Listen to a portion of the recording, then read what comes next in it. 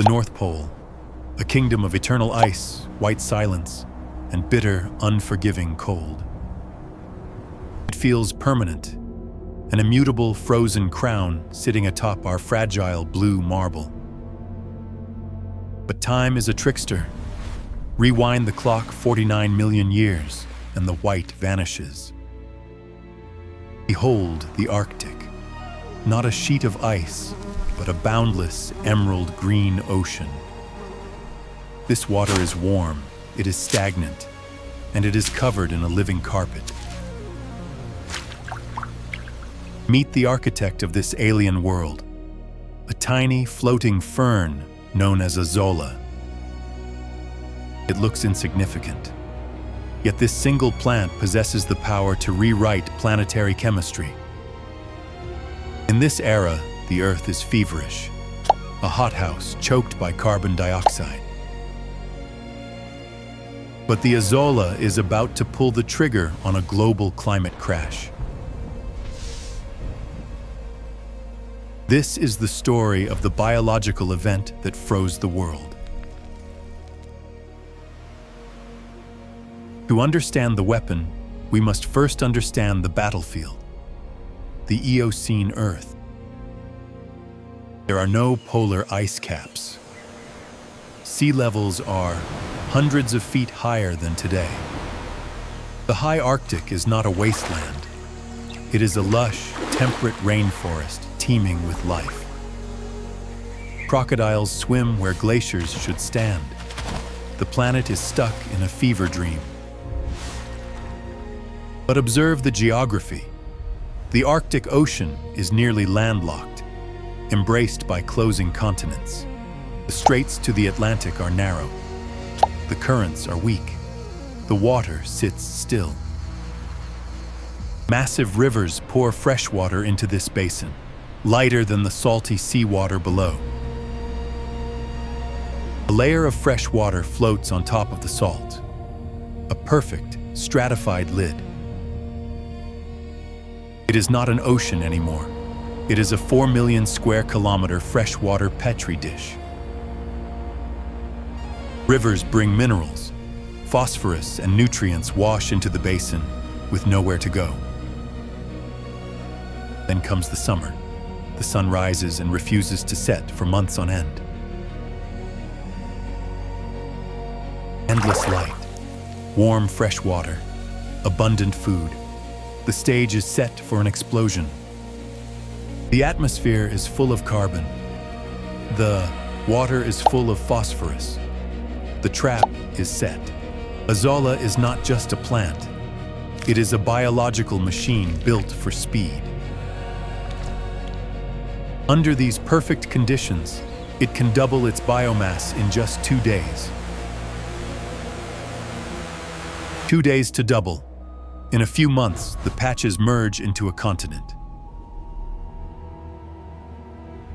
The Green Ocean is born, a biological event visible from the dark of space. But this beauty is a suffocating blanket. Below the surface, the lights go out. The mat becomes so thick it steals the sun from the ocean depths. Without light, algae die. Oxygen levels crash. The deep water becomes a dead zone. This dead zone is crucial. It prevents the dead plants from rotting. Normally, rotting plants release carbon back into the air, but here, the carbon is trapped. The Arctic becomes a planetary vacuum cleaner, sucking carbon from the sky and burying it. Bloom, die, sink, repeat. A pump that never stops running. Year after year. For 800,000 years, the layers grow into mountains. We are talking about enough captured carbon to alter the destiny of the planet. Slowly, imperceptibly, the greenhouse glass begins to crack. The global fever breaks. the temperature begins a long, slow slide downward. The Azolla does not know it, but it is engineering its own extinction. As carbon drops, the capacity of the air to hold heat collapses. On the other side of the world, in Antarctica, the first permanent ice begins to form. The tropical Arctic feels the first bite of a coming frost. To understand how they did this, we must look even deeper, inside the leaf. They had a secret weapon, a partnership with bacteria that supercharged their growth. The biological machinery is running at full power, but the fuel is running out. In any ecosystem, growth is limited by hunger. Plants usually starve for nitrogen. But Azolla cheats. It refuses to play by the rules of scarcity. It carries a secret passenger, a cyanobacteria living safely inside its leaves. This passenger pulls nitrogen directly from the air and feeds it to the plant. With its own portable fertilizer factory, Azolla had no limits. It conquered the pole. The mats grew thick, dense clusters interlocking to form a floating raft of biomass. It became a suffocating lid, a barrier between the atmosphere and the deep. Meanwhile, rivers kept pouring in phosphorus from the eroding rocks of the continents. Unlimited nitrogen meets unlimited phosphorus. The biological engine revs to maximum RPM. This wasn't a seasonal bloom. This was an 800,000-year explosion. As the plants died, they sank, falling into the anoxic black water below. Because there was no oxygen at the bottom, the plants did not rot. Rotting releases carbon, but here the carbon was buried, locked away. The Arctic became a planetary vacuum, sucking carbon from the sky and burying it. The atmosphere began to starve. The heat-trapping blanket was being ripped away. Global carbon levels crashed from 3,000 parts per million down to 600. The sun remained constant, but the Earth's ability to hold that heat was broken. The tropical paradise began to falter. The jungle grew quiet. The weather became violent. The heat energy that drove the storms was fading. The calm lake began to churn. The perfect conditions were destabilizing. Life, adapted for a sauna, suddenly found itself shivering in the draft. The cooling was relentless. The hothouse was closing its doors.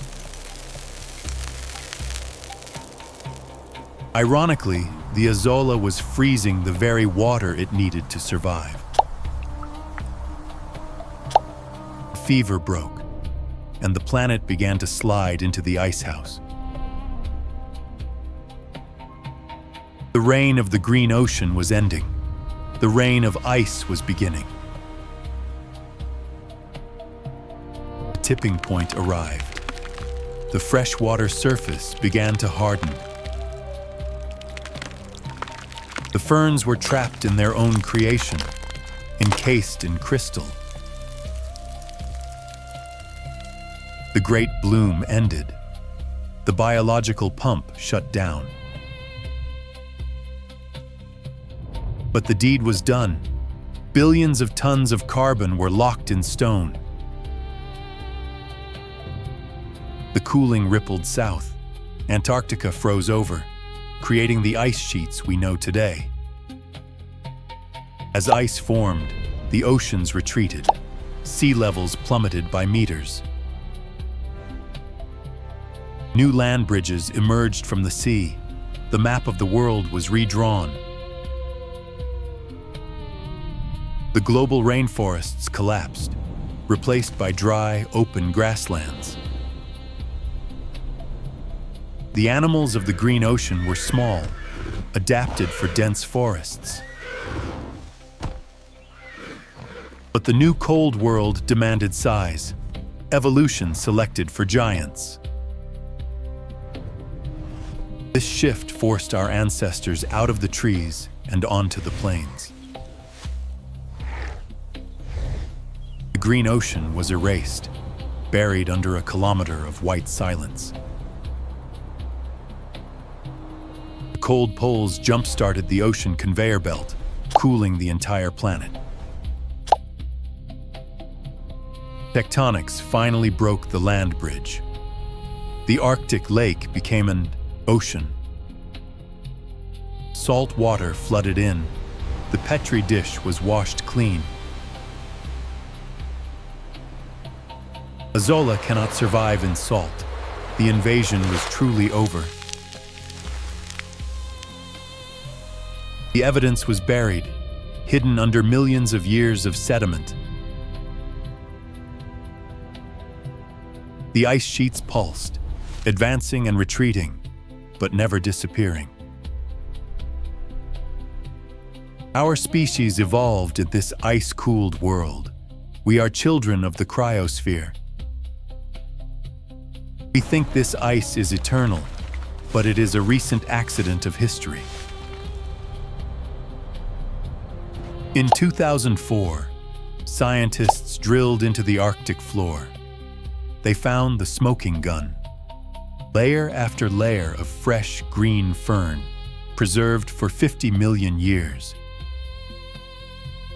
It hadn't fossilized. It was just sleeping, waiting. That layer holds enough carbon to kickstart the hothouse all over again. We call this the Azolla Event, the moment Earth switched from hot to cold. Now, we are running that experiment in reverse, pumping the carbon back out. We are turning the thermostat back up toward the Eocene. If we continue, the white cap will vanish. The green ocean may return. We drill past the Azolla layer to find oil, burning the ancient past. Releasing the ghosts of the Eocene back into the sky. We are undoing 50 million years of cooling in just 2 centuries. The lid is coming off. The dark water is absorbing the sun again. We may see an ice-free North Pole within our lifetimes. A new ocean opening up at the top of the world.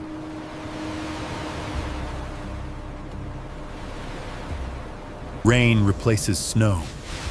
The conditions for the freshwater lake are returning. Some scientists ask, could we use the Azolla again? A geoengineering dream, using nature to fix our mistake. Or perhaps a nightmare. We know this plant does not know when to stop. This tiny plant is still here, watching, waiting for its conditions. Farmers today use it as fertilizer, unaware of the giant it once was. History repeats itself, but this time, the geological force is not a plant. It is us, like the Azolla. We have bloomed across the surface of the world. But we are the anti-Azolla. We are running the machine in reverse. What the fern accomplished in 1,000,000 years, we are undoing in 2 centuries. We are burning the bridge that connects us to the stable climate of our birth. As the North warms, the sleeping giants of the Eocene are waking up. Methane, carbon, ancient heat stored in the freezer is being released. We are approaching a blue ocean event, the first ice-free summer in human history. Dark water absorbs heat. The reflector is gone. The feedback loop begins. The conditions are ripe for the return of the green ocean.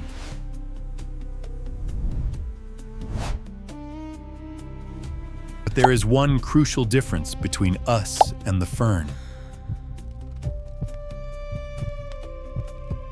The Azolla was a passenger. It did not have a mind. It could not choose.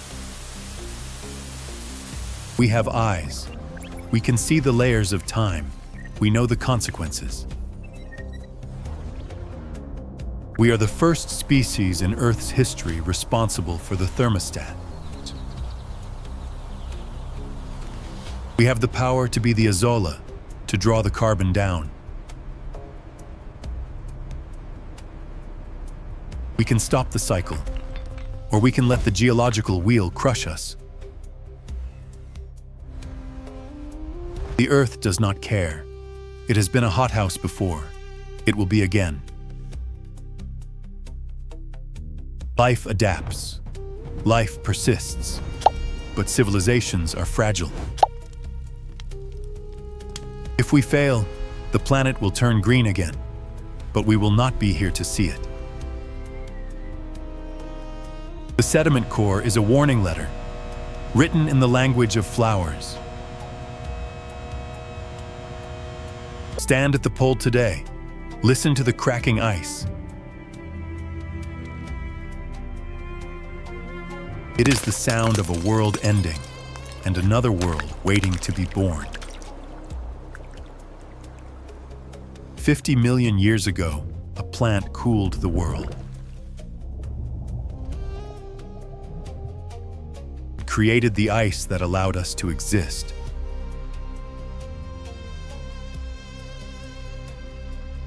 Now, the ice is melting. The debt is coming due. Will we be the architects of our future, or just another layer in the mud? The choice is not geological. The choice is ours. Terra Chronos, the time of the Earth.